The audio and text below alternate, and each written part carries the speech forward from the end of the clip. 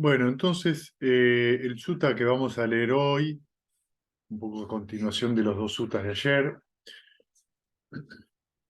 es el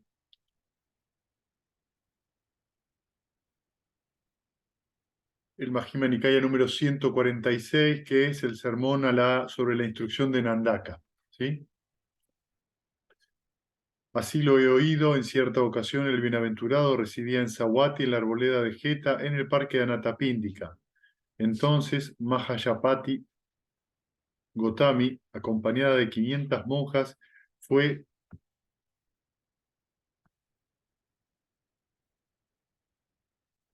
donde estaba el bienaventurado, se le acercó, le ofreció sus respetos y permaneció de pie a un lado. Mahayapati Gotami era la madre del Buda, la madrastra del Buda, sí, sí. Era la hermana de Mahamaya, que fue la madre biológica del Buda. Eh, entonces, bueno, eh, Mahayapati Gotami se acercó al Buda y permaneció de pie y le dice al Buda lo siguiente, ¿no?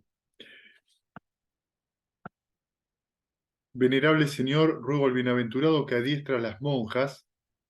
Venerable Señor, que el bienaventurado instruya a las monjas. Venerable Señor, que el bienaventurado dé una charla sobre la enseñanza a las monjas. ¿Sí? Fue debido a Gotami que, eh, digamos, tanto Gotami como las mujeres que lo seguían, que empezó a haber una orden femenina dentro del budismo. En aquella ocasión, los monjes veteranos adiestraban a las monjas por turnos, pero el venerable Nandaka no deseaba adiestrar a las monjas en su turno. Entonces el bienaventurado preguntó a Nanda: Ananda, ¿a quién le toca hoy adiestrar a las monjas? A Nandaka, venerable señor. A él le toca hoy adiestrar a las monjas, pero venerable señor, el venerable Nandaka no desea hacerlo.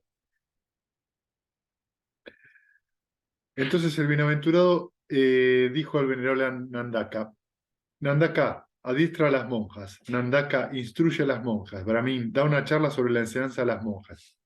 Así sea, venerable señor. Nandaka no quería instruir a las monjas porque en otra vida Nandaka había sido un rey y estas monjas en particular habían sido las concubinas de él. Entonces, Nandaka no quería que se enteraran, digamos, que esto saliera a la luz, para que no sospecharan que él adiestraba a las monjas creyendo que él tenía segundas intenciones. Entonces, por eso no es que no deseaba adiestrar a las monjas, sino entiendo yo a esas monjas en particular. ¿Sí? Y el Buda, como siempre, muy práctico, muy directo, anda a adiestrar a esas monjas. Y sabía, obviamente el Buda sabía. Naturalmente. Entonces, por la mañana temprano, el venerable Nandaka se vistió, tomó el cuenco y el manto y se adentró en Savatthi para recolectar comida. Habiendo recorrido Savatthi para recolectar comida y habiendo regresado, después de comer, se fue por su cuenta al parque del rey. Las monjas vieron venir de lejos al venerable Nandaka y le dispusieron un asiento y agua para lavarse los pies. El venerable Nandaka se sentó en el lugar asignado y se lavó los pies. Las monjas ofrecieron sus respetos al venerable Nandaka y se sentaron a un lado. Una vez sentadas, el venerable Nandaka les dijo: Monjas, las charlas será a base de preguntas. Si entendéis, decir entendemos, y si no entendéis, decir no entendemos. Así que, si tenéis dudas o incertidumbre, preguntadme: ¿qué es esto? ¿Qué significa? Venerable Señor, nos deleite y complace que el venerable Nandaka nos invite a hacerlo así. ¿Sí? Bueno, ustedes saben que los monjes tienen 227 reglas. ¿Sí? Son 227 reglas dentro del Patimokkha, que es el, el código de conducta, digamos, dentro del monasterio y fuera del monasterio. Las monjas tienen 351. ¿Cómo correcto? Poquito más. Porque tiene el pelo blanco. Hay muchas, digamos, hay muchísimas razones para eso. Por ejemplo, hay una de las reglas en general, que es que las monjas no pueden, no sé si todavía sigue estando, yo creo que sí, que las monjas no pueden hacer la ronda de mendicancia solas, ¿sí? En ese momento era porque, y en este momento también porque podían ser violadas, entonces iban de a dos o de a tres. Inclusive no estoy seguro, pero a veces era, en algunos lugares las tenía que acompañar un monje. Sería por eso que no querían instruir en lugar en ese sentido, por la época. Hay muchas razones, hay muchas razones, sí. Muchas razones de por qué, digamos, en realidad la primera, digamos, religión o corriente espiritual que acepta a las practicantes femeninas es el jainismo, que hace como una orden de ascetas femeninas. Y el budismo, que fue, digamos, fueron coetáneos de la misma época. Pero, digamos, ya en esa época del Buda, era un problema para las familias, sobre todo la familia de los nobles. O sea, en esa época las ciudades en la India tenían 200 años, eran tan viejas como Buenos Aires o como Santiago, ¿sí? Ciudades que no son viejas, digamos, comparadas con Roma, tienen 200 años, Del Cairo. claro, con el Cairo, con Pekín, son ciudades muy jóvenes.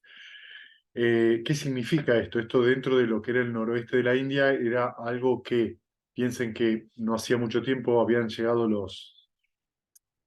digamos, las invasiones indoeuropeas y se estaban formando los reinos. O sea, había toda una etnia en la India y esta etnia que viene del centro norte de Europa hacia la India. Entonces se estaban formando los reinos y por ende las ciudades que son donde vivía el rey. Entonces eran ciudades muy jóvenes. Y esto pasó más o menos unos 200, 300 años antes del Buda. Cuando en la época del Buda fue como el Woodstock americano, pero en la India, ¿sí? Hubo un gran movimiento. De hecho, en los sutras se menciona, hay 6 visiones heterodoxas, se le llaman así, de las cuales el budismo es una, porque se ve desde el punto de vista del brahmanismo. O sea que había un montón de corrientes espirituales que abandonaban las ciudades y se iban a vivir a los bosques y a las selvas. Y mucha gente aburrida de la vida de ciudad, estresada por la vida de ciudad, o en busca de liberar de su sufrimiento, tomaba diferentes rumbos. Entonces, esto en general ocurría con la gente pudiente, que era gente que tenía acceso por ahí social a otro tipo de cultura, ¿sí? Entonces, claro, entonces, ¿qué pasaba? Cuando esto ocurría dentro de la cultura brahmánica, esto era tremendo, porque era tu hijo el que tenía que continuar con el negocio del padre, porque era el padre el que de viejo se tenía que retirar, no el joven a los 20 años. Generó un montón de conflictos, de hecho en los sutras se menciona, digamos, el mismo Buda, siendo el heredero, abandona el derecho al trono, se va, y cuando vuelve 2 años después, el padre lo mira con una cara como diciendo, escuchame una cosa, porque viene varios años después, creo que viene Rajula, que tiene 10, los primos, todos se van a Nanda, se van a Uruda, se van todos, ¿viste? ¿Y quién va a gobernar? De hecho, hay creo que es el hermano de Anuruddha o el hermano de Ananda, no me acuerdo, porque Anuruddha y Ananda eran medios hermanos. Mahanama se hace monje y después él tiene dudas si quiere seguir siendo monje, y ahí el Buda le dice, mirá, volvé, sé rey, pero mantener los preceptos y vuelve. O sea que era algo bastante importante que no le gustaba. Bueno, imagínense si eran así con los varones, imagínense con las mujeres. Con las mujeres era terrible, porque la mujer va a ser madre de mis hijos, de repente vos tenías 50 mujeres que se les ocurría ir a la vida en el bosque. Pero ¿Me explico? Supuestamente cuando se va a Gotami se van 500. Claro, Todos bueno, nobles con esto. 500 es una forma de decir muchas. ¿Sí? Bueno, muy bien. Entonces, venerable Señor, nos deleita y complace que el venerable Nandaka nos invite a hacerlo así. ¿Qué os parece, monjas? ¿El ojo es permanente o impermanente? Impermanente, venerable Señor. ¿Y lo que es impermanente? ¿Sufrimiento o felicidad? Sufrimiento, venerable Señor. Monjas muy inteligentes. ¿Y lo que es impermanente? Sufrimiento y de naturaleza mutable. ¿Es correcto considerarlo como esto es mío, ese soy yo, este es mi yo? No, No, venerable Señor. ¿Qué os parece, monjas? El oído, la nariz, la lengua, el cuerpo, la mente, ¿son permanentes o impermanentes? Impermanentes, venerable Señor. ¿Y lo que es impermanente? ¿Es sufrimiento o felicidad? Sufrimiento, venerable Señor. ¿Y lo que es impermanente, de sufrimiento y de naturaleza mutable, es correcto considerarlo como esto es mío, ese soy yo, este es mi yo? No, venerable Señor. ¿Y por qué? Porque previamente, venerable Señor, hemos visto bien, con recta sabiduría, tal y como son, estas son las 6 esferas internas de los sentidos, y son impermanentes. Bien, monjas, bien, así es, monjas, como el noble discípulo ve esto, con recta sabiduría, tal y como es. Esto significa que estas monjas son nobles, ¿sí? Es decir, no son monjas que, digamos, en este sentido ya tienen algún tipo de logro supramundano. Han entrado en la corriente o son Sakadagami o Anagami. Entonces lo que están observando acá, fíjense que son las 6 esferas internas, ojo, los sentidos. ¿Está bien? Y lo ven como impermanentes, lo ven como sufrimiento, y lo ven como de naturaleza mutable, que sería el anatta, o impersonalidad. Veamos cómo sigue. ¿Y qué os parece, monjas? ¿Las formas visibles son permanentes o impermanentes? Impermanente, venerable Señor. ¿Y lo que es impermanente? Sufrimiento o felicidad. Sufrimiento, venerable Señor. ¿Y lo que es impermanente? Sufrimiento y de naturaleza mutable. ¿Es correcto considerarlo como esto es mío, soy yo, este es mi yo? No, venerable Señor. ¿Qué os parece, monjas? Los sonidos, los olores, los sabores, los objetos tangibles, los objetos mentales, ¿son permanentes o impermanentes? Impermanentes, venerable Señor. ¿Y lo que es impermanente? ¿Sufrimiento o felicidad? Sufrimiento, venerable Señor. ¿Y lo que es impermanente? Sufrimiento y de naturaleza mutable. ¿Es correcto considerarlo como esto es mío, ese soy yo, este es mi yo? No, venerable Señor. ¿Y por qué? Porque previamente, venerable Señor, hemos visto bien con recta sabiduría, tal y como son, estas 6 esferas externas de los sentidos son impermanentes. Bien, monjas, bien. Así es, monjas, como el noble discípulo ve esto, con rectas sabiduría tal y como es. Pero fíjense que ayer había uno de los monjes eh, en el Sutta, en la Anguttara 661, que decía, las 6 esferas de los sentidos internas son un final, las 6 esferas de los sentidos externas son el otro final. Está bien, para considerar la dualidad. Lo que está en el medio es lo que va a venir ahora, que es la conciencia.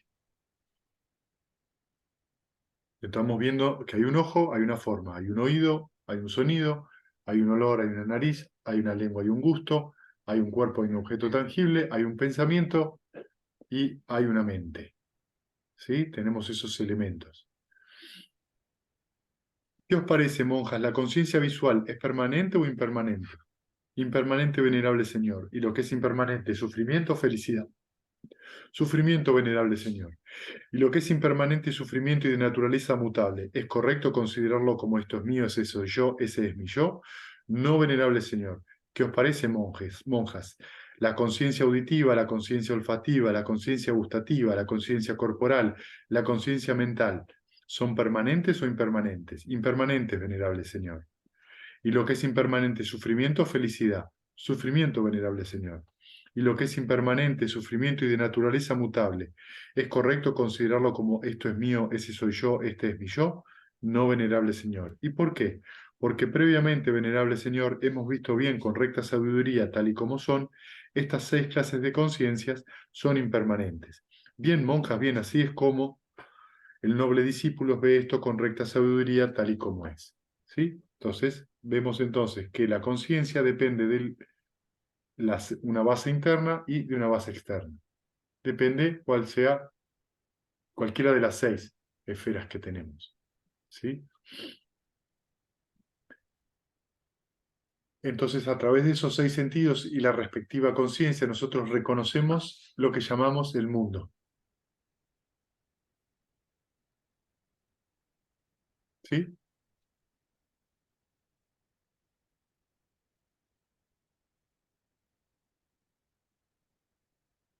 Pausa dramática. La pareja de ambos. ¿Qué significa esto? El mundo, todo el universo, está dentro de esas 6 esferas de los sentidos. La pareja de por ejemplo. Claro, Todo el universo está en esas 6 esferas. sí, con eso quise decir mundo y por eso hice una pausa dramática. Estás hablando del mundo, cómo lo ven cada uno con su propia formación mental, su base de los sentidos. Eso. El mundo, Ujú. ¿sí?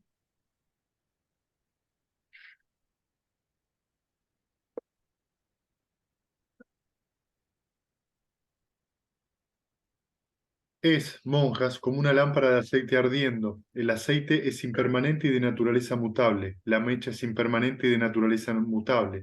La llama es impermanente y de naturaleza mutable. La luz es impermanente y de naturaleza mutable. Monja, si alguien dijera, el aceite es impermanente y de naturaleza mutable, la mecha es impermanente y de naturaleza mutable, la llama es impermanente y de naturaleza mutable, pero lo que es la luz, eso es permanente, perpetuo, eterno, de naturaleza inmutable. ¿Diría bien, monjas, quien dijera esto? No, venerable señor. ¿Por qué? Venerable señor, el aceite por el que arde la lámpara de aceite es impermanente y de naturaleza mutable. La mecha es impermanente y de naturaleza mutable. La llama es impermanente y de naturaleza mutable. Luego la luz ha de ser también impermanente y de naturaleza mutable. Del mismo modo, monjas, si alguien dijera las 6 esferas internas de los sentidos son impermanentes y de naturaleza mutable, pero las sensaciones placenteras, dolorosas y neutras que dependen de ellas, esas son permanentes, perpetuas, eternas, de naturaleza mutable. ¿Diría bien, monjas, quien dijera esto? No, venerable señor. ¿Por qué? Pues, venerable señor, porque esta o aquella sensación surgen en dependencia de esta o aquella condición, y al cesar esta o aquella condición, cesa esta o aquella sensación. Qué sencillo, ¿no? ¿Vieron? Qué sencillo, es re sencillo, está re simple. Bien, monjas, bien es así, monjas, como el noble discípulo ve esto con recta sabiduría tal y como es. Entonces, fíjense que nos estamos dando cuenta acá de que lo que está acá siendo obviado en el origen dependiente, o sea, nosotros tenemos una conciencia y las 6 bases de los sentidos y tenemos sensación. ¿Qué es lo que está obviado? El link del contacto. No se está mencionando el contacto. Se está pasando directo de la base de los sentidos a la sensación. Pero en el medio está el contacto. Lo que acá queremos decir justamente es que cuando, por ejemplo, nos sentamos a meditar, tenemos un contacto, se genera la conciencia mental a raíz de que hay una mente y un objeto mental, cualquiera de los 4 Brahma Viharas, y la sensación que se produce en ese mismo momento, debido a que el objeto es sano, es saludable, es sana. ¿Sí? Un poco como les decía ayer, a partir de ahí, como está la intención detrás, se genera un karma saludable y sano, que va en pos de desarrollar la mente, a que se comprenda cada vez más. Cuando surge un obstáculo, se produce otro proceso de conciencia, porque hay una mente y un objeto mental, en este caso malsano, y hay una intención de estar ahí. Y se produce un karma malsano. Las 6 R's son el recto esfuerzo para abandonar el estado malsano y llevar la mente a un estado saludable. ¿Sí? Muy sencillo. ¿Cómo se llama el movimiento que hay entre el objeto de meditación y el obstáculo, y el obstáculo y el objeto de meditación? Atención plena. Atención plena. ¿Sí? Se llama atención plena. Atención plena es recordar cómo la mente se mueve de un objeto a otro. Entonces, cuando yo me quiero sentar a meditar y quiero que la mente no se mueva, tengo un problema. Porque lo que estoy tratando de hacer es concentrarme a la fuerza. No funciona. Funciona por ahí en el momento, pero después no funciona porque no cultivo ecuanimidad cuando hago eso. No cultivo la aceptación de que la mente se va a mover. Por eso, esta definición que dio Bhante Vimalaramsi, de que atención plena es recordar cómo se mueve la mente, recordar, es porque uno se olvida y se frustra o se pone mal. Ay, ¿por qué? Mi meditación no para. Algo debo estar haciendo mal. Algo debo estar, y cuando no se mueve, algo debo estar haciendo bien. Entonces un día soy un dios y al otro día soy un mendigo. ¿Sí? En los dos casos está Y en los identificado. dos casos sí, o sea, un día soy el campeón del mundo, ¿sí? Y al otro día no clasifiqué para el mundial. A ver, no sé si nos entendemos, ¿sí? Todo es absurdo, porque lo único que está pasando ahí es que no tengo atención plena. Me la olvidé. Que mira, vos. ¿Me entendés? Claro. ¿Sí? Me olvidé de que la mente se va a mover para un lado y para el otro. Cuando yo lo recuerdo, ¿sí? Cuando yo recuerdo que la mente se va a mover y aplico las 6 R's, la mente funciona como el agua, como el lago. Se calma sola. No la tengo que tocar, no la tengo que andar manoseando, no la tengo que presionar. Se calma sola. Al tiempo que lleve. Entonces, ¿por qué ocurre esto? ¿Cuál es la causa de que ocurra que la mente se calma? Acá Nandaka nos está explicando. Las distracciones son impermanentes. La atención plena es impermanente. Y si yo pretendo que cualquier factor, inclusive el octuple noble sendero, que se llama octuple noble sendero, también es impermanente. Es, según las palabras del Buda, lo más noble que hay mundano. ¿Sí? El octuple noble sendero. Porque es el camino que te lleva a lo no mundano. ¿Sí? Entonces, se va a mover. Es impermanente. No es un problema. El problema es pretender que no lo sea. Entonces, fíjense que Nandaka le explica a las monjas y las monjas muy sabiamente le explican a Nandaka cómo es la cosa. No, si yo tengo una mente y tengo un objeto mental, la conciencia resultante de todo eso es impermanente. Ese proceso es impermanente, es decir, que es mutable, de naturaleza mutable, dice, ¿sí? Es impersonal. Es impersonal. Y significa que va a cambiar, depende, como dicen acá, fíjense. Que las sensaciones que se produzcan a partir de ahí, ay, qué lindo es estar con el amor benevolente, ay, qué feo es estar enojado. ¿Sí? Son sensaciones placenteras o dolorosas. Fíjense que acá,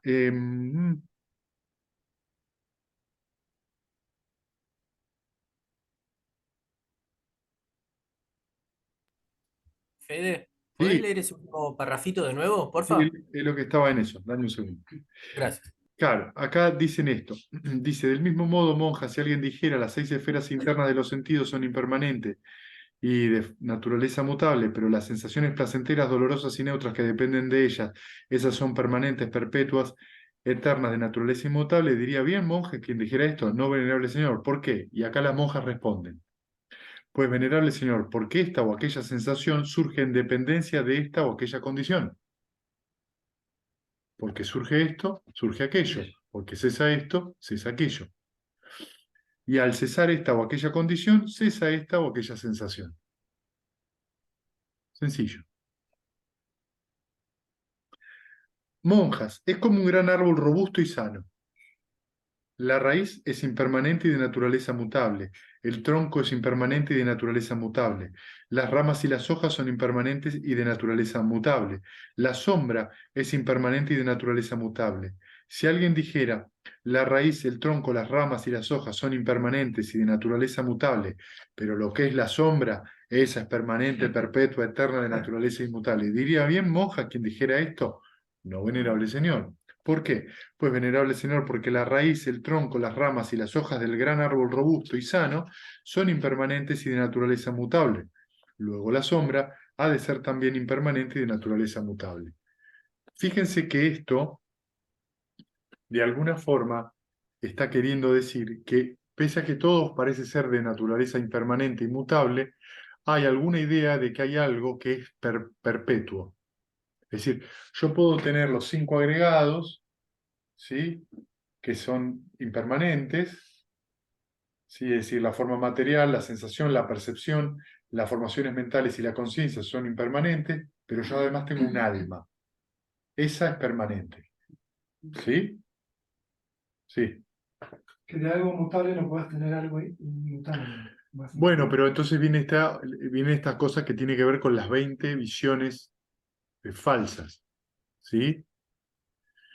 Las 20 visiones falsas tienen que ver con los 5 agregados. Entonces, nosotros tenemos que el cuerpo, ¿sí?, es mi yo. O que el yo está dentro del cuerpo. O de que el yo posee un cuerpo. ¿Sí? O de que el cuerpo posee un yo. Si ustedes multiplican estos 4 por los 5 agregados, la sensación, ¿sí?, van a darle 20 visiones erróneas, que son 20 posibilidades que uno tiene de identificarse. ¿Qué significa esto? Cuando viene esta idea del alma, o esta idea de la esencia que trasciende más allá de los 5 agregados, de lo que se está hablando de alguna forma es que hay una esencia, un alma, que de alguna forma tiene adentro a los 5 agregados. O que dentro de los 5 agregados hay un lugar muy pequeñito donde está el alma. ¿Sí? O que el alma posee a esos 5 agregados, o que los 5 agregados poseen un alma. Son formas de ver. En un lado hay una identificación, yo soy mi alma soy yo. En el otro, yo tengo un alma, es mía. ¿Sí? Entonces, lo que se está queriendo decir con esto, ¿dónde viene el problema de esta forma de ver? Para que ustedes lo vean. Supongamos que existiera un alma. Vamos por un momento a jugar a que existe un alma. ¿Cómo la percibimos? ¿A través de qué? Almómetro. La mente. A través de la mente. Entonces hay ya un problema. Porque estoy percibiendo el alma a través de la mente. O sea, ¿qué es el alma? Un concepto. Un concepto, un objeto mental. Ahí Y también donde vienen esos inventos, bueno, entonces no percibo con la mente, percibo con el corazón o no sé qué, y entonces, nos engañan. si es una formación mental, ¿es permanente o impermanente? Impermanente. Y lo que es impermanente trae sufrimiento o felicidad. Sufrimiento, Bien, muy bien. Vamos a tomar el caso que dice Maru. La percibo con el corazón. ¿Sí? Muy bien, la percibo con el corazón. En los comentarios budistas se habla de la base del corazón. No en los suttas originales, pero en los comentarios se habla de la base del corazón. Ya vemos que se alejan del Buda original. La base del corazón tiene como lo que llaman el corazón. ¿Cuál es el sentido del corazón? Esencialmente, cuando uno habla desde el corazón. Las emociones. Desde lo que uno siente. Entonces yo percibo eso desde lo que siento. Y la sensación es permanente o impermanente. Y lo que es impermanente trae sufrimiento o felicidad. ¿Entienden lo que les quiero decir? La sensación es, en última instancia, un proceso mental. Entonces, aunque tengamos esto, aunque creamos en esto, sigue siendo una percepción, sigue siendo una formación mental, sigue siendo un concepto, el concepto de alma, el concepto de yo, el concepto de esencia, el concepto que ustedes quieran. El amor benevolente es un concepto. Sí, señorita, Es el condicional. amor benevolente es un concepto, porque tiene un surgimiento y tiene un cese. Qué interesante, ¿no? Sí. Por eso no hay que apegarse a a los Brahmaviharas.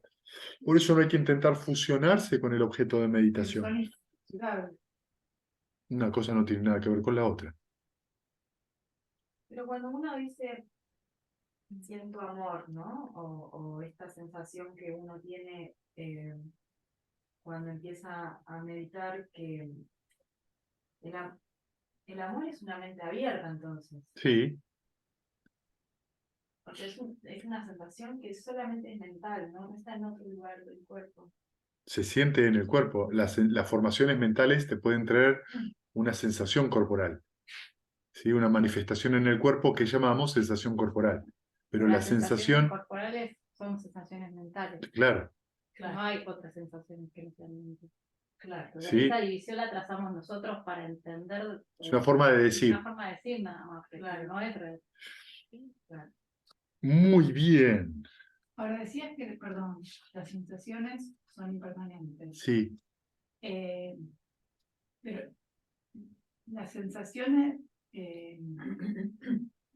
no están dentro de los 5 agregados. sí, Las percepciones también son impermanentes. claro, claro. Todo eso. Entonces, después de que le hablan de, pues, venerable señor, porque la raíz, el tronco, las ramas y las hojas del gran árbol robusto y sano son impermanentes y de naturaleza mutable, luego la sombra ha de ser también impermanente y de naturaleza mutable. Del mismo modo, monja, si alguien dijera las 6 esferas externas de los sentidos son impermanentes, pero las sensaciones placenteras, dolorosas y neutras que dependen de ellas son permanentes, perpetuas, eternas y de naturaleza inmutable, diría bien, monja, quien dijera esto, no venerable señor. ¿Por qué? Pues venerable señor, porque esta o aquella sensación surge en dependencia de esta o aquella condición, y al cesar esta o aquella condición, cesa esta o aquella sensación. Bien, monjas, bien.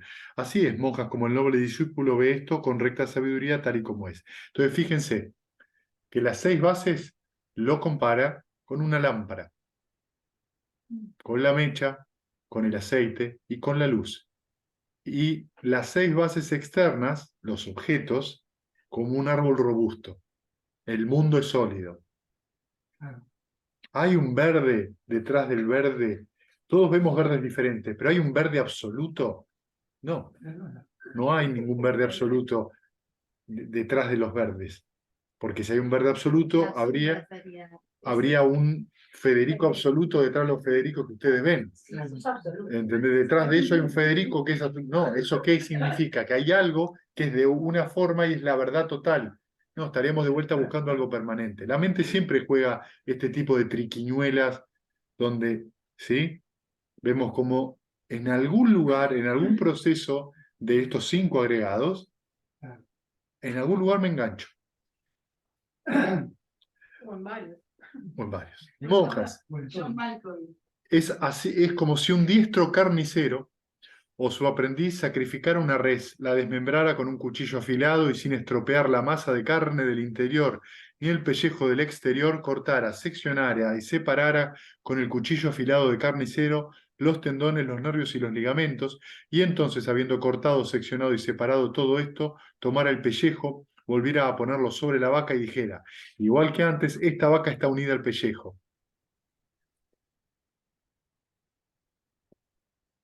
¿Dirían bien monjas quien dijera esto? No, venerable señor. ¿Por qué? Pues, venerable señor, aunque el diestro carnicero o su aprendiz sacrificara una res, la desmembrara con un cuchillo afilado y sin estropear la masa de carne del interior ni el pellejo, cortara, seccionara y separara con el cuchillo afilado de carnicero los tendones, los nervios y los ligamentos, y entonces, habiendo cortado, seccionado y separado todo esto, tomara el pellejo, volviera a ponerlo sobre la vaca y dijera, esta vaca está unida a este pellejo igual que antes, la vaca seguiría estando desunida del pellejo.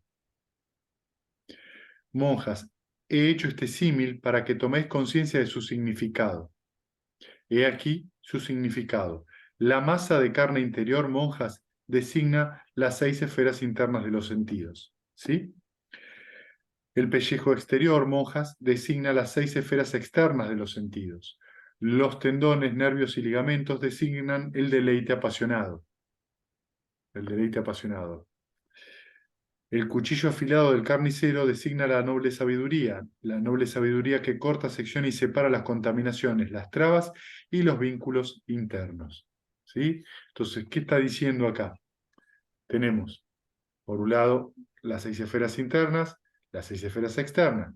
Los tendones, los nervios y los ligamentos, fíjense qué buena que está Sí. el símil, porque es lo que une, lo que pega, lo que transmite la información, que es el deleite apasionado, que es la avidez, la costurera, el pegamento, ¿sí? Cuando ese pegamento empieza a funcionar, cobra vida la vaca,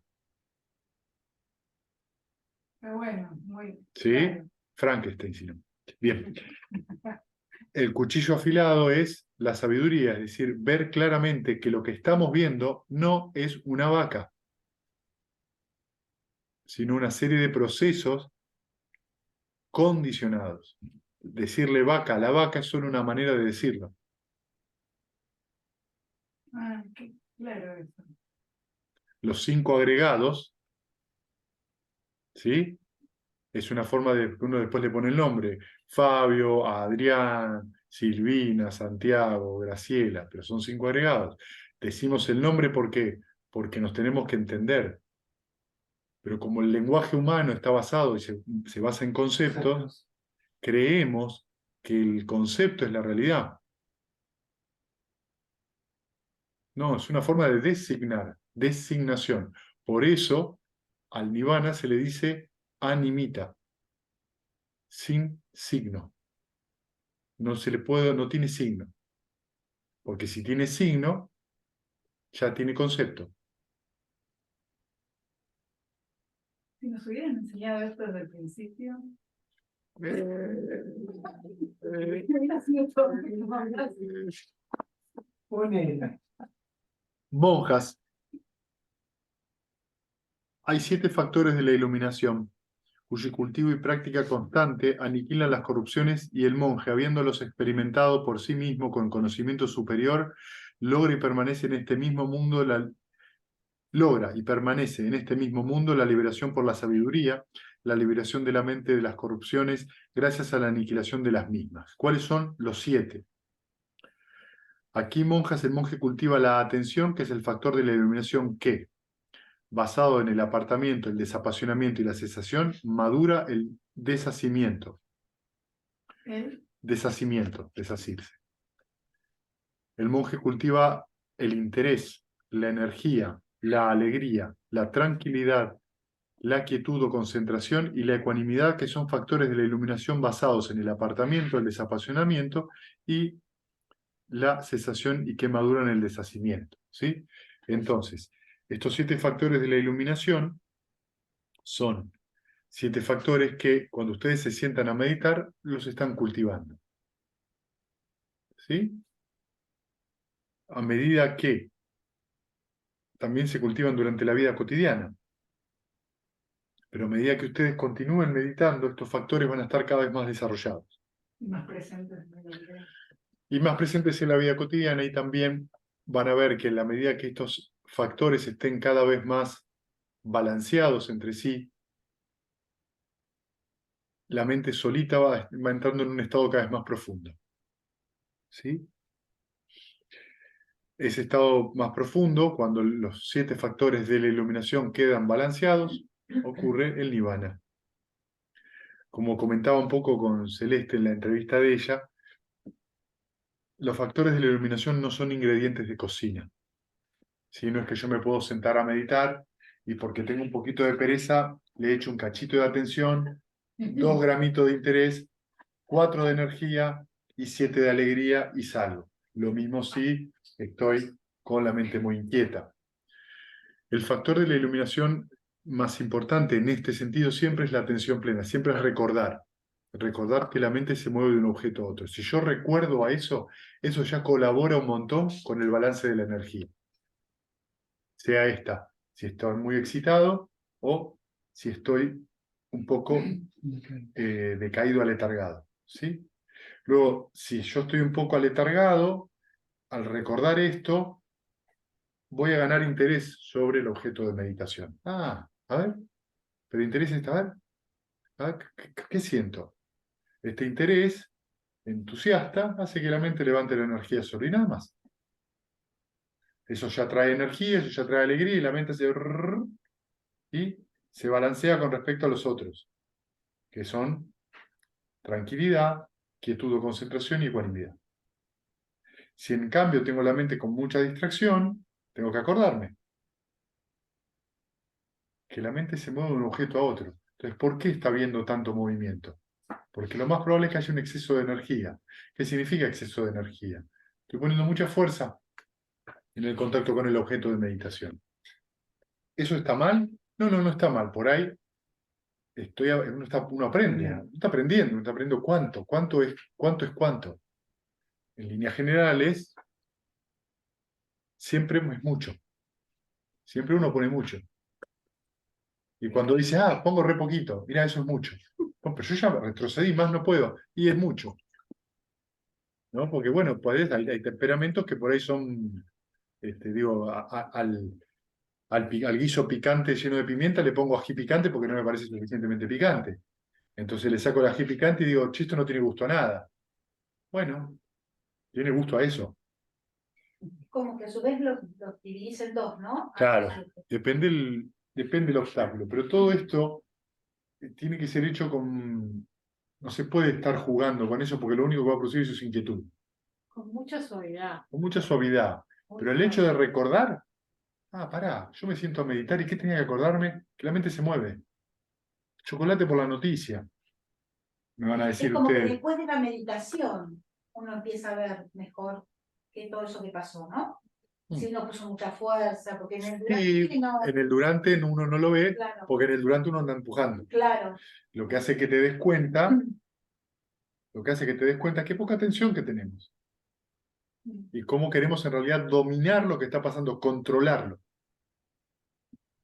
Entonces, es muy similar. ¿Qué le pasa? Y la mente se acalora. ¿Viene el calentamiento mental? El problema no es el calentamiento global, es el calentamiento mental. ¿Vieron cuando por ahí conversan con alguien? Discusión de política. O de cualquier otra, sube la temperatura. Y por ahí no fue ni siquiera una discusión, pero viste, no, porque los de ustedes se acaloraron. 10 minutos, ¿eh? Bueno, después seguimos hablando, chao, ojalá no, pero no importa. Te vas, te tomás el colectivo, te quedaste mirando un árbol, tenés 1 hora de viaje en colectivo, te le quedás mirando y a la media hora te vuelve la conversación y decís, la verdad que divino botón, ¿para qué discutir, no? No tiene ningún sentido. O viene la otra parte, le podría haber dicho esto, le podría haber dicho esto otro, le podría haber dicho esto otro. Podría haber hecho la meditación así. ¿Entendés? Exacto. ¿Por qué? Porque cuando uno está bajo estrés,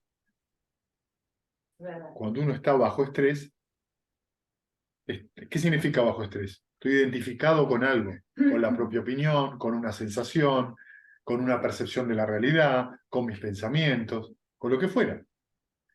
Entonces no estoy abierto, empiezo a actuar como un tonto. Actúo tontamente, como un ignorante. Actúo de manera ignorante. Me olvido de las 4 no de verdad, me olvido de la condicionalidad. Entonces, en la meditación, si yo soltá, andate de vacaciones, ¿para qué tanto? Ese balance, ya termino, ese balance hace que después, cuando en la vida cotidiana tomemos contacto con todo evento, tengamos esa misma actitud, porque todo tiene que tener. ¿Qué le vas a poner a la milanesa? Ketchup, mostaza, mayonesa y salsa picante. Pero la milanesa, no importa.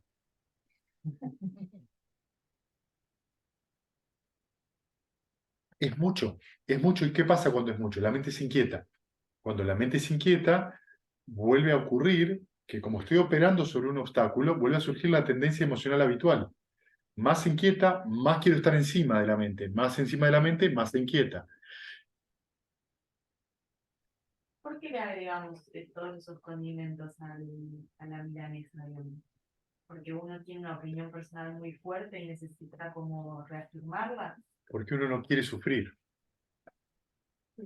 Nos queremos asegurar de que Esta es salga la bien. palabra que iba a decir yo, la seguridad, claro. Uno no quiere sufrir, ¿entendés? Uno busca no sufrir. Lo que pasa es que la forma de no hacerlo es bastante torpe. Entonces, alguien no quiere sufrir y ¿qué hace? Se toma una cerveza. Y cuando vos te tomás una cerveza, momentáneamente estás más tranquilo. La mente está confusa. Está como media poco ida. Se ablanda. Salomés. Se adormece. Como una droga. Otras Digamos, características, Suena correcto. trabajo el triple. claro. Trabajo el triple y dejo de pensar en lo que me está molestando. Maratón O de me celos. compro, no sé, o pares de zapatos. Voy a comprar o como. Sí, es muy. La verdad que les recomiendo que vean la película La ballena de Aronofsky, ¿De? Darren Aronofsky, Que trabaja bien en Racing. que trabaja Brendan Fraser. Se las recomiendo. Es una película maravillosa, Fuerte. muy fuerte. La ballena. La ballena. Brendan Fraser está. Impresionante. A mí siempre me gustó como actor, inclusive en los papeles así livianos, ¿no? Pero acá está. Hay escenas que. Y está hecho con un presupuesto de 5 pesos, como todo lo que hace Aronofsky, excepto la de Noé, que fue la que menos me gustó de él. Pero la verdad que si ustedes lo ven desde este punto de vista que estamos viendo, van a darse cuenta, tiene tantos matices las películas, tanta posibilidad de lectura, que es muy interesante. Muy interesante. Entonces, cuando me siento a meditar, menos. Cuando salgo de meditar, menos. Menos. Si cuando pongo más, la paso mal.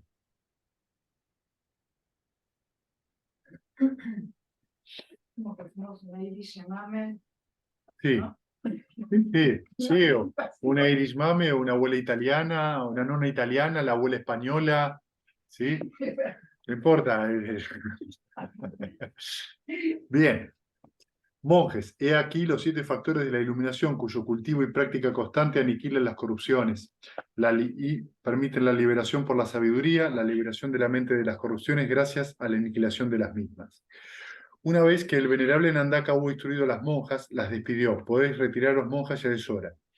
Entonces las monjas, habiendo gozado con las palabras del venerable Nandaka y habiéndole dado las gracias, se levantaron, le ofrecieron sus respetos y manteniéndolo a su derecha, fueron a donde estaba el bienaventurado, se le acercaron, le ofrecieron sus respetos y permanecieron de pie a un lado.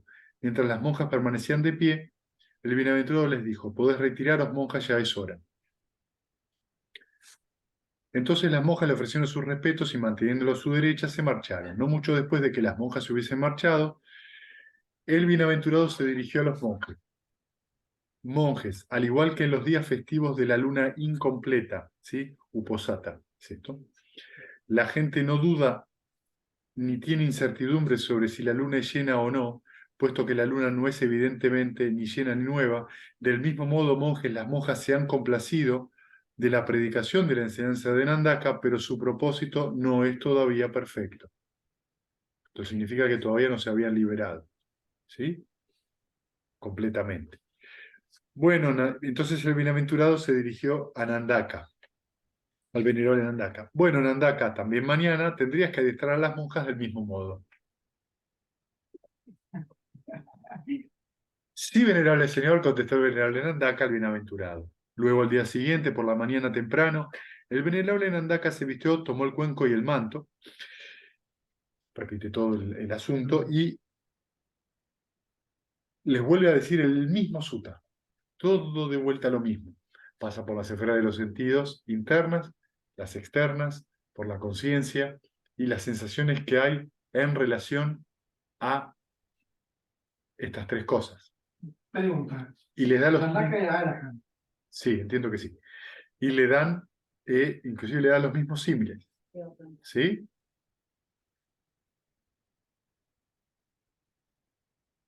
Entonces las monjas, ¿sí? Le ofrecieron sus respetos y manteniéndolo a su derecha se marcharon, no mucho después de que las monjas se hubieran marchado, o sea, pasó todo esto con el venerable Nandaka, después fueron a ver al bienaventurado, el bienaventurado las mira, una por una, y dice lo siguiente: monjes, al igual que en los días festivos de luna llena, la gente no duda ni tiene incertidumbre sobre si la luna es creciente o llena, puesto que ya es luna llena. Del mismo modo, monjes, las monjas se han complacido de la predicación de la enseñanza de Nandaka y su propósito ya es perfecto.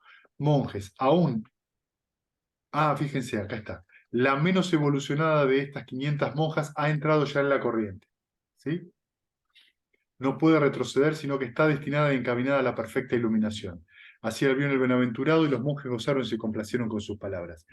Entonces había algunas de las monjas que eran nobles y otras no. Luego de las dos charlas, ninguna era menos que una sotapana. Bien, entonces este sutta me pareció muy interesante porque justamente tiene mucha relación con lo que hablamos ayer. Los dos suttas de ayer son bastante profundos, en contenido y en la forma de exponer. Este sutta también es profundo, pero está de una manera más amable, ¿sí? Pero estamos hablando en realidad de lo mismo, ¿sí? Fíjense que siempre estamos hablando de alguna forma, exponiendo el origen dependiente. Estamos siempre exponiendo algo que tiene que ver con la condicionalidad. ¿Por qué se lo leyó 2 veces? Porque se los dijo 2 veces. Y porque no, todavía habían algunas que no habían entendido. Que no tenían, el conocimiento no estaba preparado. Entonces, luego de la segunda vez, por lo menos.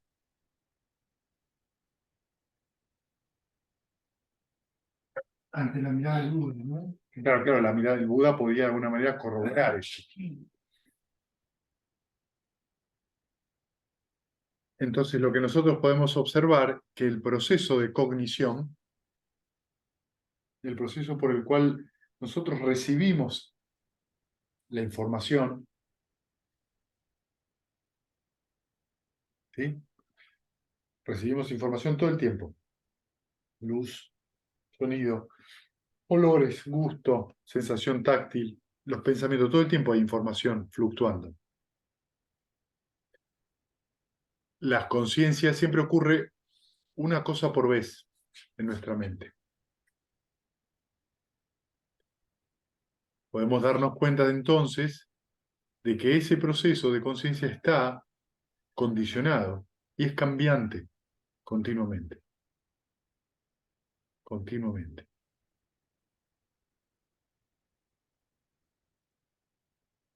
Entonces, pretender o querer que sea todo igual, que lo que me pasó en esta meditación sea igual a lo que me pasa en la siguiente meditación, es un poquito absurdo. ¿Sí? No me puede pasar lo mismo. Porque nunca, jamás, pasa lo mismo. Aunque entres en los yanas, los sentimientos, evocando el sentimiento, bueno, es diferente. Sí, la experiencia de cada yana, aunque vos entres en el cuarto yana todos los días de tu vida, va a ser una experiencia siempre diferente. Está bien. No existen dos experiencias iguales porque las condiciones son siempre diferentes. Por eso siempre me decís, acordate mañana. Claro. O es como que quizá uno siente más rápido, quizá más ecuánime, enseguida, como que no pasa, siempre pasas por todos, no, a veces se llegaba, eso En líneas generales pasás por todos. a veces pasa No muy te rápido. das cuenta. ¿Sí? Porque no tenés a veces la suficiente atención para ver cómo pasaste por el primero, segundo, tercero. Porque hay un Entonces, momento, cuando empezás con las primeras experiencias de meditación, es como que cuando estás en saltito, es como que sentís un cambio de, como que querés salir y cuando mantenés, que siempre decís, sigan ahí, sigan sentados. ¿Viste? Con más experiencia, eso ya a veces no pasa. ¿Entienden? No, bueno, no importa. No, pero a ver, ¿qué querés preguntar? No, esto que ella dice, que me decía recién, que se pasa tan rápido de un lado al otro a veces, Sí. que no ves el cambio. No importa, no importa en qué llana está, eso no es muy importante. Digamos, en tal caso quizás es importante para mí, para el guía, para el que está guiando, sí, por ahí es importante porque puede ayudar, pero para el que está meditando, si se enrosca en qué número está, No en eso, sino que como son distintas sensaciones a las de otras meditaciones, lo que pasa es que un jhana es un estado mental que tiene ciertas características, pero no todas esas características mentales están siempre con la misma intensidad ni tienen la misma energía. O sea, pueden surgir, como dice en el 111, uno tras otro, pero no surgen igual. No siempre es la misma alegría. es la misma alegría, es la misma intensidad. Hay gente que sí, y de hecho muchas veces hay problemas por querer buscar la misma sensación. Ahí es donde viene el problema. Entonces, si yo experimenté el primer jhana o el segundo que tiene esa alegría maravillosa, y si no siento esa alegría maravillosa, empiezo a buscarla. Y bueno, vas a seguir así toda la vida, porque no tiene sentido. Porque tiene que ver con las condiciones. Bien, ¿tienen alguna pregunta?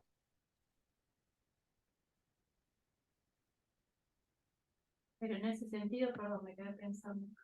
En ese sentido, es interesante dejar que el recorrido siga su curso, o seguir con el objeto de meditación, y quizás en algún momento eso se te presente solo como ensayo. Entonces vos lo veas directamente, no es necesario ni que busques nada, es necesario seguir con el objeto de meditación, es lo único. Y se hizo la repetición. ¿Tienen alguna pregunta? Porque si no tienen ninguna pregunta, les iba a leer otro, muy cortito. Ya que estamos en lo cortito.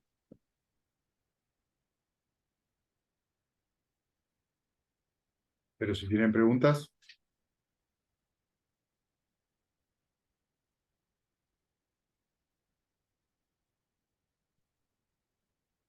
Allá del otro lado también, ¿eh?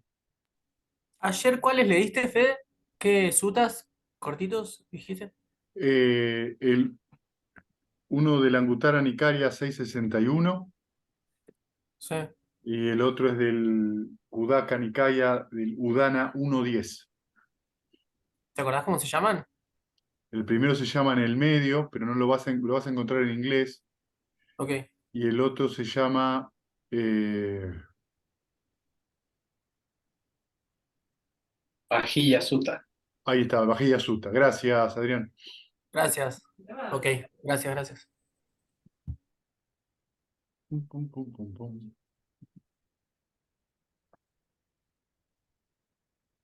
Me da mal, no lo subía. Por eso, pero van a estar en los próximos días. Bueno, muy bien. Es la otra. Bueno, les voy a dar ahora, después de que les dije esto, se los voy a complicar. Acá.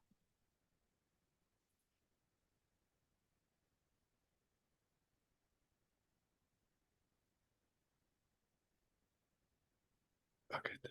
Bueno, el siguiente que voy a leer es un sutta muy cortito también que se llama Asuttava Sutta, que es del Samyutta Nikaya 61, que es el no instruido.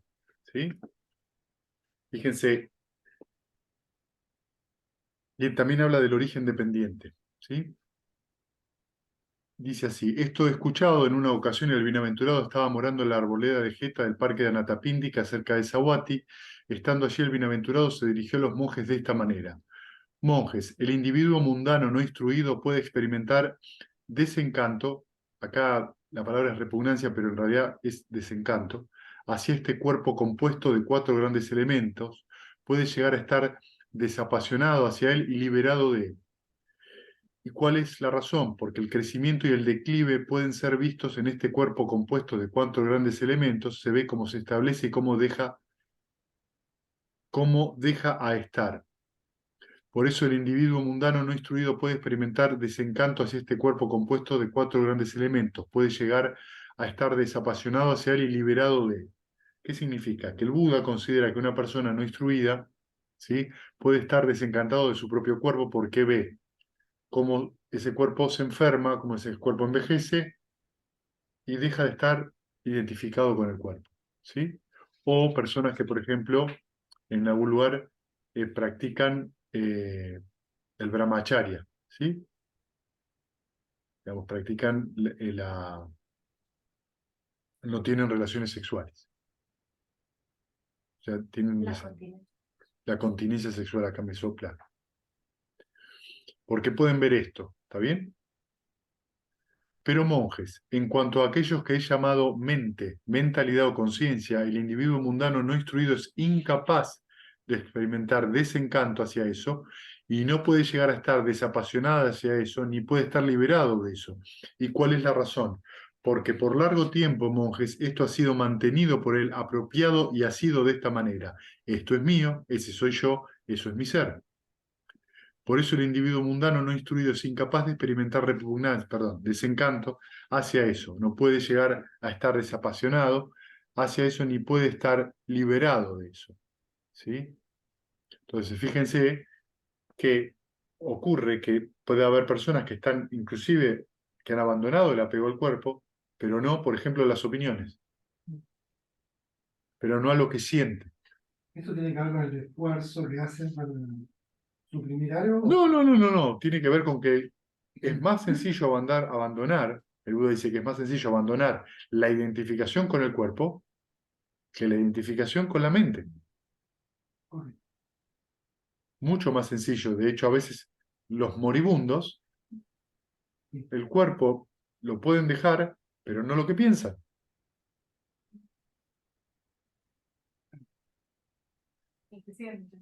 Ni lo que sienten, claro, ni lo que les hace, ni la repercusión de lo que sienten con respecto a lo que piensan y así sucesivamente, de todo ese juego que hay. Porque pienso en mi familia, siento tal o cual cosa. Para el individuo mundano no instruido sería mejor tomar su yo como su yo, ese cuerpo compuesto de 4 grandes elementos que la mente. Fíjense lo que dice el Buda. Para el individuo mundano no instruido, sería mejor tomar como su yo ese cuerpo compuesto de 4 grandes elementos que la mente. ¿Y cuál es la razón? Porque ese cuerpo compuesto de 4 grandes elementos se ve estar por 1 año, 2, 3, 5, 10, 30, 40, 50, 100 años o aún más. Pero aquello que es llamado mente, mentalidad o conciencia, día y noche, surge como una cosa y cesa como otra.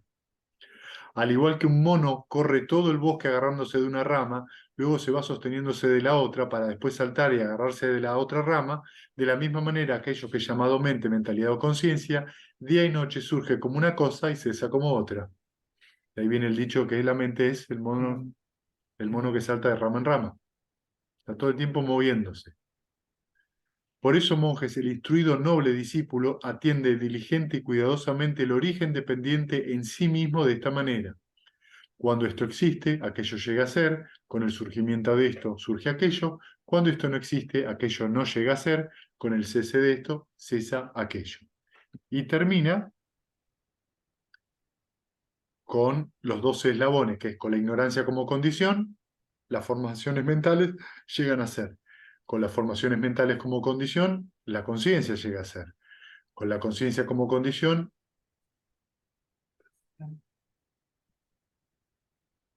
a ver del otro lado si saben de memoria.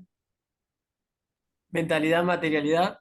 Muy bien, con la mentalidad, materialidad como condición, ¿qué surge?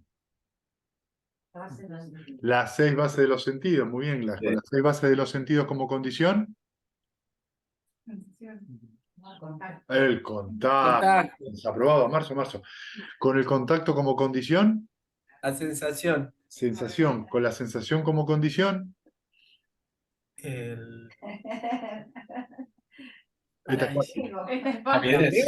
La avidez, muy bien, Adrián, la avidez. Avidez. ¿Te gusta o no me gusta lo que siento? Yo soy eso.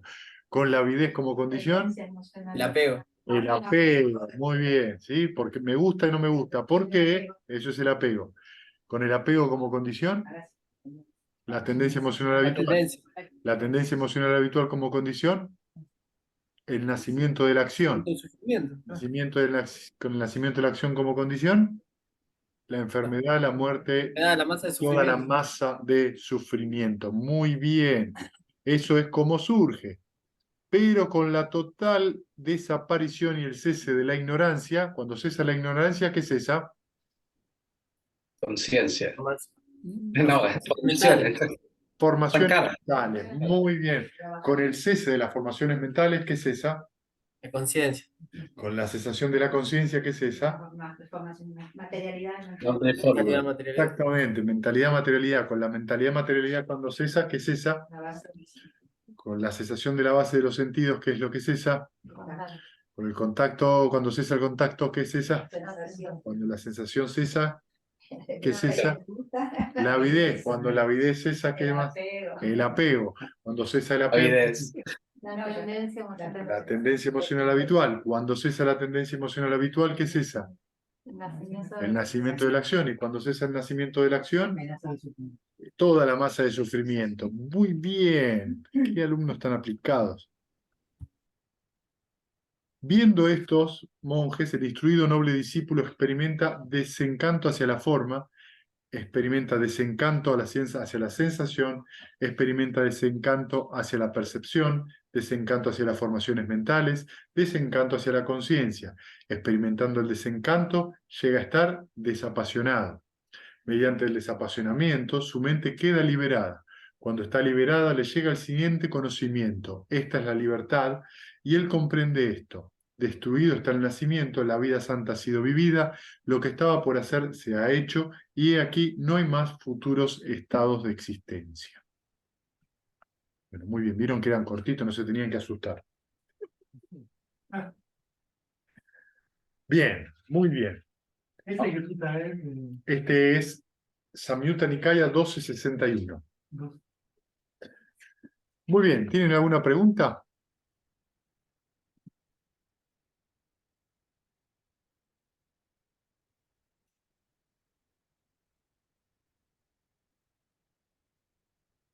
De la meditación, de los suttas, de algún otro sutta, de lo que ustedes quieran.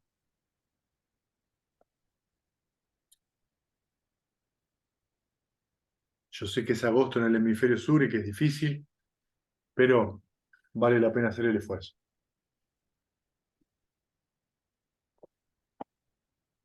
Vale la no pena. Vale la alegría. Vale la no pena. Vale la no pena. Vale abandonar la pena para hacer el esfuerzo.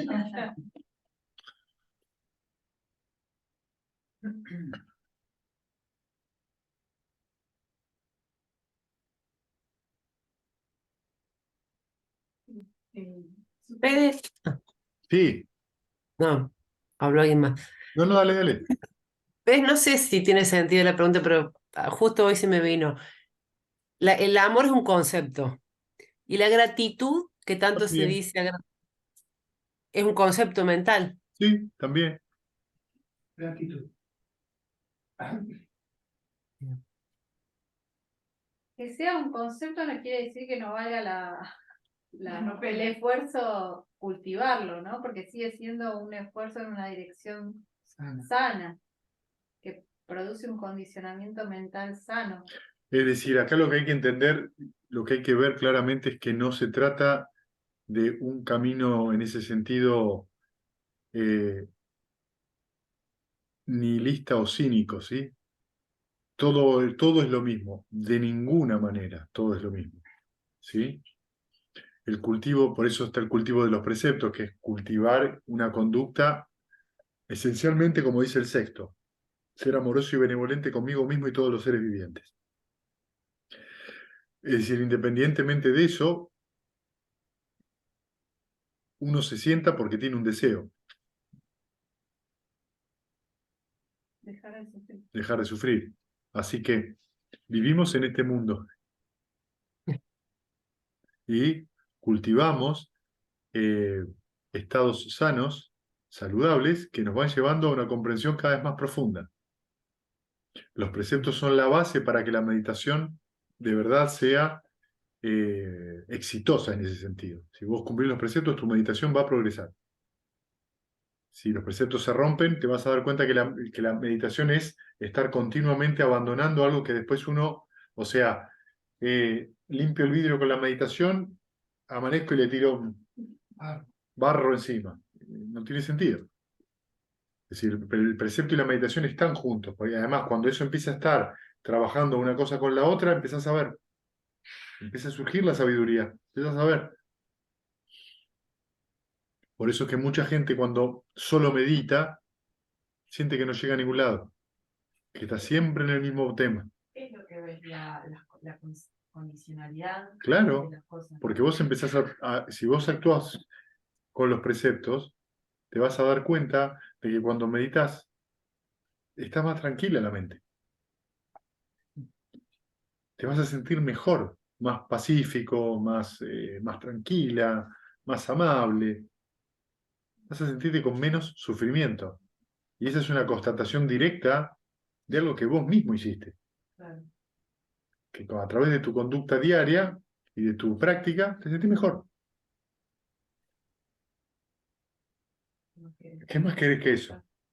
Entonces ahí es donde viene el Buda y te dice, mira, el Dhamma ¿qué es? Vení y tenés que verlo por vos misma. Vos tenés que llegar a ver que eso te hace bien a vos.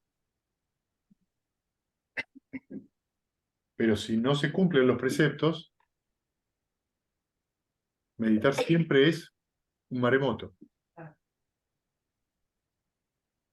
Y en algún momento te cansás. Te agotás, pues esto siempre es lo mismo. Me estoy dando la cabeza contra la pared una y otra vez. ¿Por qué? Porque eso aparece igual respetando los preceptos. Claro, pero ¿cuál es la diferencia?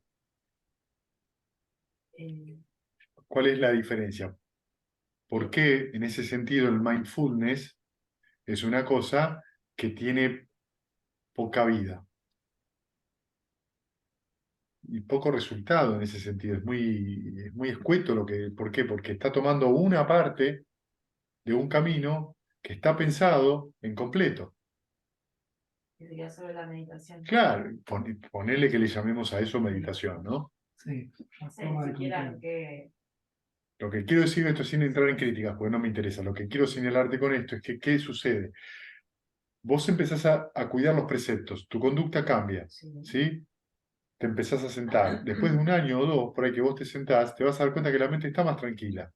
Pero también vas a darte cuenta de todos los años que no cuidaste los preceptos. Y bueno, y sí, surge. y surge. Pero si yo sigo, además, si en un momento yo no tomo la responsabilidad de lo que hago, ese continuo nutrir de obstáculos, y lo estoy haciendo yo, lo que me doy cuenta, soy yo el que está, sí, sos vos el que está llenando con la regadera el barril. Claro. No lo riegues más, déjalo.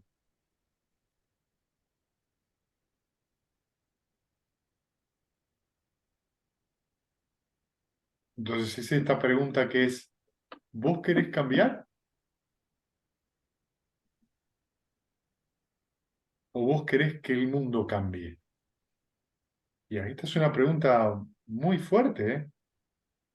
Puedes hacer la pausa. No, acá no la hago. Digamos, la pregunta es, ¿vos querés cambiar o esperás que cambie? Entonces, acá hay una cosa muy importante que está en los suttas, que es la determinación que tiene el practicante. Y la determinación que tiene el practicante está ligada en gran parte al sufrimiento que tiene. Por eso a veces vemos en los suttas historias muy terribles donde la persona estaba totalmente devastada y porque abandonó el sufrimiento y su mente estaba lista, ocurrió que se transformó en un arahant. Pero si yo esto lo tomo como una pastilla, y no digo que esté mal, Podés tomarlo como una aspirina, donde vos momentáneamente te sentás y te calmás, y después salís y volvés a hacer lo que haces siempre, te va a durar un tiempo, porque en ese sentido es más fácil tomarte una pastilla o tomarte un vaso de cerveza que sentarte a meditar 1 hora. Igual, ¿Me entendés lo que te quiero decir, sí, no? yo te Es decir, lo digo esto como algo, la meditación se empieza a transformar en algo en lo cual yo lo hago porque, Claro, empieza a haber como una exigencia dentro de la meditación donde, a ver, yo porque me siento identificada con eso, donde uno como que le pide a la meditación sí, que te solucione sí, determinados claro, problemas mentales que o uno mismo se decisivas. generó. Exacto. Por eso ahí está el tema de la determinación, estás determinado a cambiar, o sea, la meditación te va a ayudar a ver, a tener la mente más clara, pero tenés que tomar las decisiones, Claro. También por el otro camino. nadie las va a Si tomar. estás encantado y te gusta tu yo, también es un obstáculo. ¿Estás encantado? Y te gusta cómo sos, Sí, digamos que, es un obstáculo también. Al mismo Para acá, tiempo, ¿no? también puede ser que no me gusta mi yo. Digo, ¿no? porque siempre vamos por el lado del no, pero también como obstáculo es, Pero hay un montón de gente que dice, bueno, a mí me gusta como soy, ¿no? Pero no me gustan los resultados de esto que estoy sufriendo. Entonces ahí indagaste poco. Porque si te gusta tanto como sos, pero no te gustan las consecuencias de cómo Claro. sos, hay algo que vos no estás entendiendo. Indagaste poco. el asunto es que uno no se hace responsable de las acciones. Es decir, hacerse responsable de las acciones es el karma. Lo que uno no ve es el karma, que es lo que hablábamos hoy a la mañana, después de la meditación. Lo que uno no está entendiendo es el karma. El hecho de desarrollar el triple conocimiento de las vidas pasadas o los renacimientos de otros seres, ¿para qué es? Para que vos veas cómo funciona el karma y lo veas y te des cuenta de que, sí, sí, no te escapás, ¿eh? No forma de escaparte. Si vos, sí hay forma. El Buda descubre eso, cómo Claro. salir. Pero si vos apretás para abajo, en algún lugar salta para arriba. Claro, En algún momento te va a volver eso. Si vos tenés una formación mental malsana, en algún momento va a venir el fruto y lo vas a vivir. claro. Digamos, los arahants también, desde que, aún los que se, digamos, Mogalana, por ejemplo, Maha Mogalana, muere asesinado. Sí, A sus casi 90 años lo matan, los bandidos lo matan. como el de Porque era el karma que tenía que. Claro, Angulimala también es más obvio, pero el de Mogalana se ilumina a los. 40 y algo, ¿no? Sí, tenía 10 años más que el Buda. No estoy muy seguro, pero creo que a eso de los 47, 48, y durante 40 y pico de años vivió como un arahant. Entonces, él sabía que él había cometido uno de los crímenes que se llaman imperdonables, que es matar a los padres. Bueno, en esa vida. No sabía, en otra vida. Entonces sabía que ese karma tenía que, en un momento, dar fruto. Claro. Y era morir violentamente. Todo Morir depende violentamente.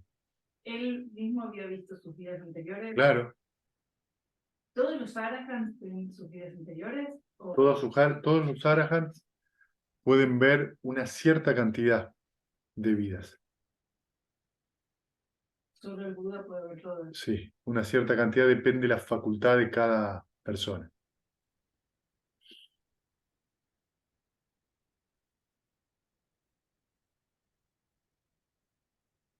Y sí, Pau, ¿qué va a hacer? Yo tengo como una, no sé si es una pregunta o un comentario en relación a la meditación que estoy haciendo, que es la del perdón, porque como te conté el otro día, me siguió pasando un montón de veces que me aparecieron relaciones entre la persona con la que estaba trabajando y otra persona que por ahí no tenía nada que ver absolutamente con esa, pero en el momento que apareció esta segunda persona, como digo, tuve el insight de la relación. Mm. O sea, ¿cuál es la relación? Así, directo. Y seguí trabajando con la persona que estaba y qué sé yo. Pero la primera vez, como te dije el otro día, me sorprendió eso, pero hoy fue un montón de eso, un montón de veces. Me sentí como totalmente instruida por el karma, justamente como cuando no solucionás o tenés conflictos con una cierta persona, aparece mucho tiempo después, inclusive, ¿verdad? Otra en tu vida que tiene relación con esta. Lo que pasa es que uno no En tu tiene, mente, uno ¿no? no tiene conflicto con la otra persona. El conflicto siempre es con uno. Y Claro, el perdón siempre, es con uno. siempre es digamos, la intención malsana lo que está trayendo el problema. Totalmente, y eso es lo que te terminas perdonando. Exacto, sí. Y liberando. La verdad que es muy útil esta meditación. Recontra. El asunto es darse cuenta, en realidad el asunto me parece más fuerte del perdón, que está dentro, digamos, del amor benevolente, es la posibilidad de hacerse responsable de que uno tuvo esa intención, llegar a hacerse responsable de esa intención. Claro, Y lo si que vos pasa te es das que cuenta, no están las instrucciones, justamente, ni Bante, porque me vi todos los videos, todo, no, Bante no, esto que vos estás diciendo es algo que termina sucediendo, y yo tampoco quiero decir cómo es que sucede, porque Bante no lo dice a propósito para que te pase y lo vivas y te des cuenta por vos mismo, exactamente como nos dice otro montón de cosas de los Yana. Pero exactamente lo que pasa es lo que acabas de decir. Te terminás vos sí que le arruiné la vida a mucha gente. no porque no dijiste exactamente cómo es el proceso, pero porque hay que vivirlo.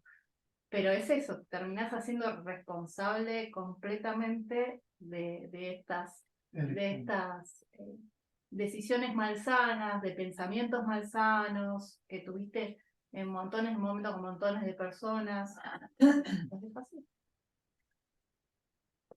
Digamos, eso también te permite ver las acciones malsanas del otro, digamos, Sí, ¿no? también, y Claro, perdonárselas. sí, Por ejemplo, en Pero relación al entendés. miedo, suponete, en esto que dice, ¿no? Te viene la imagen de un otro representando como quizá un referente de otro momento de tu vida, que te ocasionó un miedo, por ejemplo. Vos decís, ¿es uno? ¿Es la intención de uno? ¿El miedo? ¿Se entiende la pregunta? Vos te podés hacer cargo de lo que surge en tu mente, en Sí, este caso el miedo. sí. Creer que el otro es el que te ocasiona el miedo es donde viene, Esa narrativa que te hace sufrir. eso es una confusión. Pero suponete que es algo de niño, que uno tiene esa imagen Sí. de alguien grandote, autoridad, lo que Sí. fuera, y que genera eso. Sí. ¿Y cómo lo sacas? Meditando. Claro, porque vos tenés, Sí, que, pero sí, tenés que sí. reconocer que surge el miedo. ¿Está pasando eso? No. Ni pasó quizá con la intensidad que uno creyó en su momento. Entonces Claro, surge, ese niño lo vivió como lo que vivió- sí. claro, entonces en ese momento surge el miedo. Entonces surge el miedo de vuelta cuando se dan condiciones que permiten que surja el miedo. Claro. Una pregunta. ¿Cómo qué condición en este caso es? En este caso puede ser quedarte en un embotellamiento en la calle, llegar al supermercado y darte cuenta que no tenés la billetera, Que te muerde un perro. Cuando es un perro. ¿sí? Puede ser muchas cosas, que se te enferme un hijo, que te llegue el rumor de que te vas a quedar sin trabajo, El rumor. ¿entendés? Pueden ser un montón de cosas y la mente, lo que surge es ¡pum! Y surge esa formación. Ah, está bien. Es la formación. Siempre estamos en lo mismo. Siempre estamos en lo mismo. Claro, es que no tenía que ver ni siquiera el perdón, ¿no? No No, tenía que ver ni siquiera con no. esa niña, con esa mamá que en su No, momento no, venía ya para con el nada. paquete de, No. de la otra vida. De la De hecho, formación. vos te podés dar Ay, cuenta que esto qué pasa mucho con los vínculos, Sí, sí, sí, sí. que se repiten en los vínculos íntimos, por Sí, ejemplo, de la pareja, sí, se producen situaciones que uno vivió con los padres. sí. La verdad. ¿Qué tiene que ver la pareja con los padres? Si vos con la pareja haces otra cosa que no sé con los... Porque la mente sigue siendo la... O hermanos que repiten el camino del hermano. Claro, ¿De qué? Hermano mayor, hermano menor repite lo mismo. Sí, sí, vi conexiones Bien. entre ¿Ves? amigas Sí, sí, que sí, tuve sí. en distintos Entonces lo que vos te momentos de mi perdonás vida, es la de cosas. identificación. Claro, muy interesante. Te estás perdonando que en ese momento te identificaste, surgió el miedo y empezaste a construir cábalas, a hacer castillos en el aire. ¿Qué significa? Tengo miedo porque tenés una lista así grande. Y ¿sabes lo que es eso? Además de una lista así grande de explicaciones, ya es otro montón de sensaciones funcionando. Bien.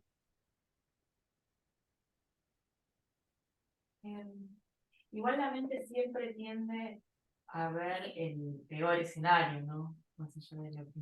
Depende de la mente. Claro, Depende de la mente. depende del condicionamiento. Depende de la mente. Depende de la mente, no es Ujú. No, no es todas las mentes. bueno, la mía. Cada mente tiene su propia tendencia. Hay mentes que son más sensitivas, mentes que son más intelectuales, mentes que están en el medio, ¿sí? Mentes que son más especulativas, ¿no? Todo depende. Y ese perdón también, volviendo siempre a esa meditación que está trabajando tanto Maru y tanto valoración le da, porque lo vive como experiencia, es por ahí, ¿no? Cuando uno se da cuenta de eso, o sea, es continuo, el perdón es un trabajo bastante continuo que hay que hacer. Sí, No es que lo haces una vez, dos veces, es como No. la meditación Sí. del amor benevolente. claro, de sí, lo es que un te lo cultivo hace. de la mente. El Buda no tenía una meditación del perdón propiamente, Ajá. porque estaba considerado el perdón dentro de el amor benevolente. El amor benevolente tiene perdón. Si vos no tenés amor benevolente, no podés perdonar. Totalmente. Por eso es algo muy importante enseñarle a los niños a perdonar. Claro, como también a veces, como Maru charlamos, que creemos que amamos, que es algo pero hay... No, una cosa es amor, otra cosa es apego. Claro, Yo te amo en claro, tanto y en cuanto vos hagas lo que yo diga. claro, Entonces ahí te voy a amar mucho. Cuando vos haces algo que yo no quiero, ya no te amo más. claro. Y ya te empiezo a decir, vos no me amás. Además, Además yo no solo no te amo más, sino que vos Claro, se ya no me considera amás. como la pelea de hermanos que te dicen, no me quiere, no ves que no me quiere, Claro. porque uno dice, no, Porque está enojado, exactamente, bueno, esta cosa que pasa en los niños a veces tan pura, Claro. ¿entendés? No me quiere, no estoy helado. Claro, claro. No es que no te quiere más el helado, no darse helado que dártelo. Encuentra más placentero comerse el helado que el placer de dar y ser generoso. Sí. Está bien, ¿entendés lo que te quiero decir? Y por ahí el otro ya se comió su helado. Que está, en vez de disfrutar de que el otro, hablo por experiencia propia. Hablo por experiencia propia, ¿entendés? Yo comía el helado rápido y mi hermanito más chico se comía el helado y comía más lento. Entonces yo terminaba de comer y me lo ponía a mirar, miraba el helado, su boca, el helado y su boca. Y en un momento el más chico, Más bueno te lo daba. toma Fede, gracias. El tipo sin ninguna culpa se comía el helado del hermano. Y después de grande tienes que hacer una meditación del perdón. La meditación No, del helado. Culpa. La meditación del helado.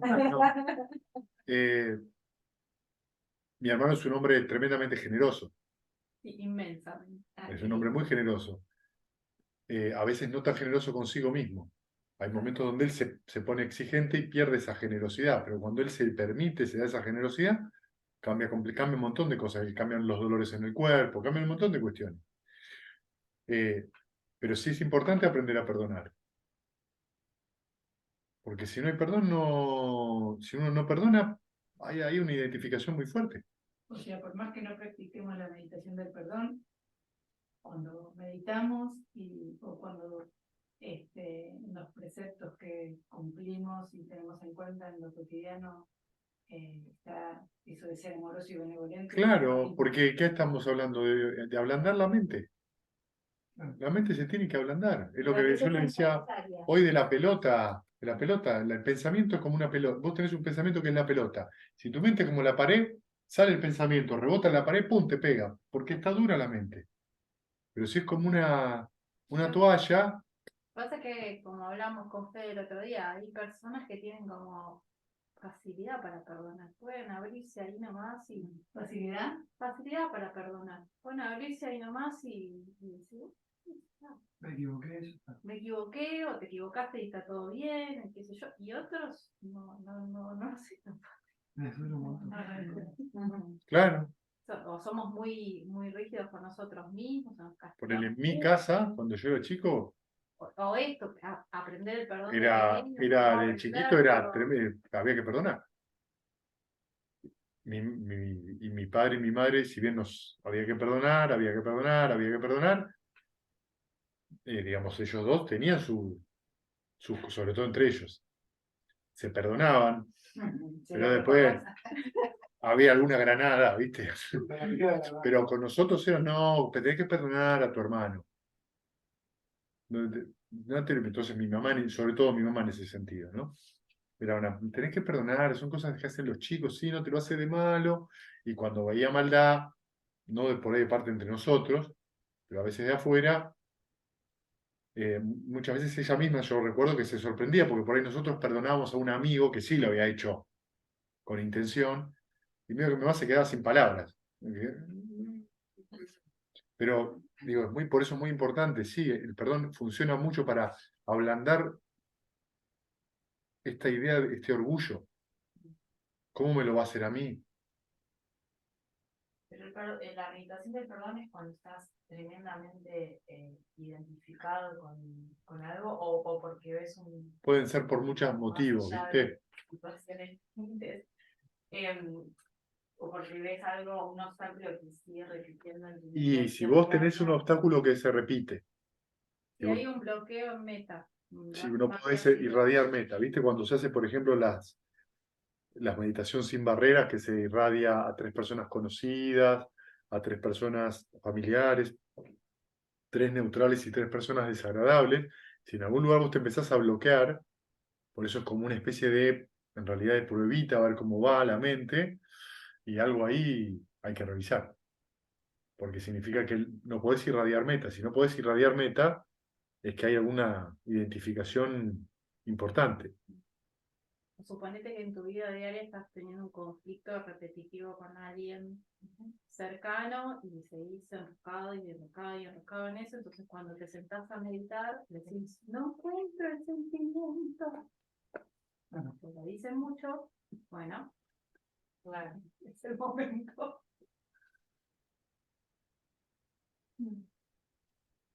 Ahora, a veces, no sé, recién pensaba cuando hablaba Mari, los sentimientos, digamos, uno tiene que hacerle 6 R's a los sentimientos y a los pensamientos cuando son negativos, ¿no? Y pienso que a veces es más difícil hacerle 6 R's a un sentimiento que a un pensamiento. Vos estás hablando de una emoción. Sí. Sí, la emoción es el bosque prendido fuego. Sin embargo, se puede. Sí, sí, se puede, pero es... ¿Qué quieres decir con eso? Que ya creció mucho. Y ya está prendido fuego todo. Ya, si vos tenés una emoción de enojo, tenés las manos así, los pies así, la panza dura. Ya es tarde. Es Ya, un pensamiento que evolucionó. es un pensamiento que se transformó en un Super Saiyajin clase 4 de Dragon Ball Z. ¿Sí? Todo es pensamiento. Es una formación mental. ¿Sí? ¿Qué pasó? Significa que en todo el proceso donde ese enojo empezó por algo, en realidad empezó por una sensación desagradable, surgió la percepción, esto no me gusta, a partir de ahí viene el pensamiento acerca de eso, empezó uno a darse manija, en vez de hacer 6 R's ahí, quiere hacer 6 R's después de que la mente dio un discurso como los de Fidel, 6 horas. 6 horas hablando en verano, ¿entendés? Y los cubanos escuchando, ya después de las 6 horas, hace 6 R's y el pensamiento está así, tiene una fuerza. ¿Cómo le hace 6 R's ahí? Ya el estado mental está totalmente atrapado. No tenés manera de dejar ir eso. Tenés que hacer 6 horas. Tenés que hacer, ¿por qué? Porque estuviste alimentando con justificaciones y razones ese estado mental. Por eso, agarrarlo antes. claro, mejor ni bien Mucho. vos te diste cuenta de algo que no te gusta, no lo expliques, déjalo ir. Hacé las 6 R, sé amoroso y volvé. No te enganches en la discusión, porque la mente enseguida me dijo, y yo le dije, me dijo, le dije, y ahora le voy a decir, tengo 3 opciones, A, B y C. De A salen 4 opciones, de B Papancha. no para nunca más. Entonces, sí, olvídate, ya te la... Por eso Bhante Vimalaram se dice que en realidad el verdadero superpoder es poder abandonar un estado mental negativo.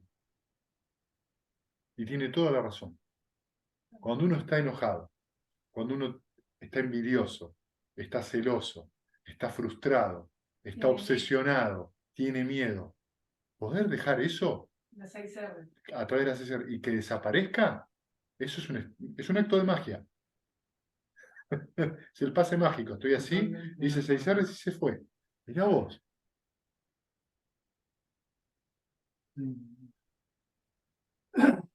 Mirá vos si eso fuera un hábito en el ser humano. Pero la tendencia no es esa, la tendencia es seguir la tendencia de la mente, ¿no? Vamos a inflar más hasta que explota el globo. Y después lo único que querés es sacarte digamos, solucionarlo de alguna manera y sacarte la encima. Exacto. Y como la mente ya está muy alterada, tomamos decisiones con esa mente. Entonces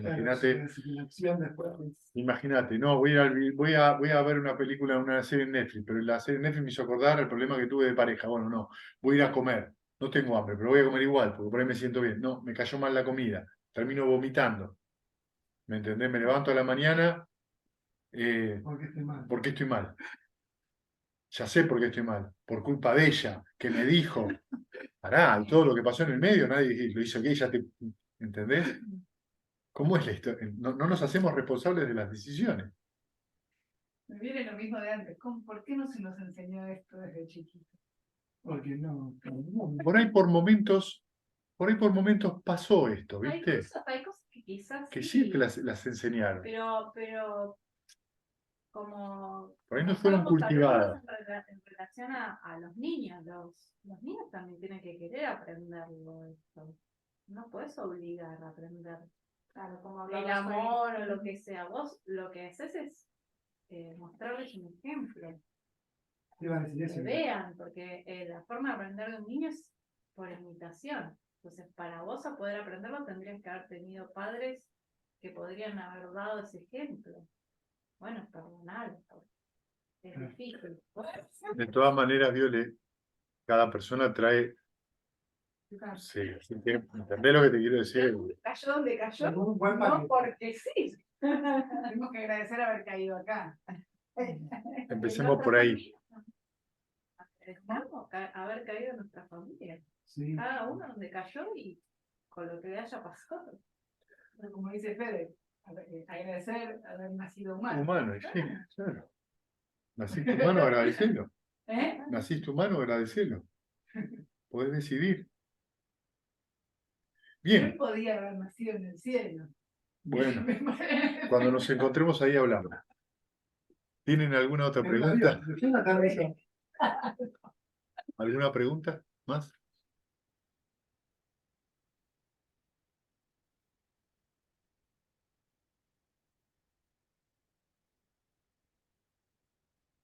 Bueno, compartamos entonces un poco de mérito, o mucho mérito.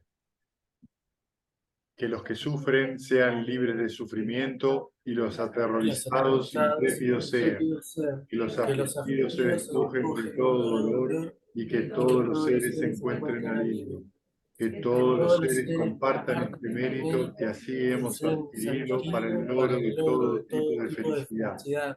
Que los seres que habitan el espacio y la tierra, devas y nagas de gran poder, compartan este mérito nuestro y que por mucho tiempo protejan la dispensación del Buda. Sadhu, sadhu.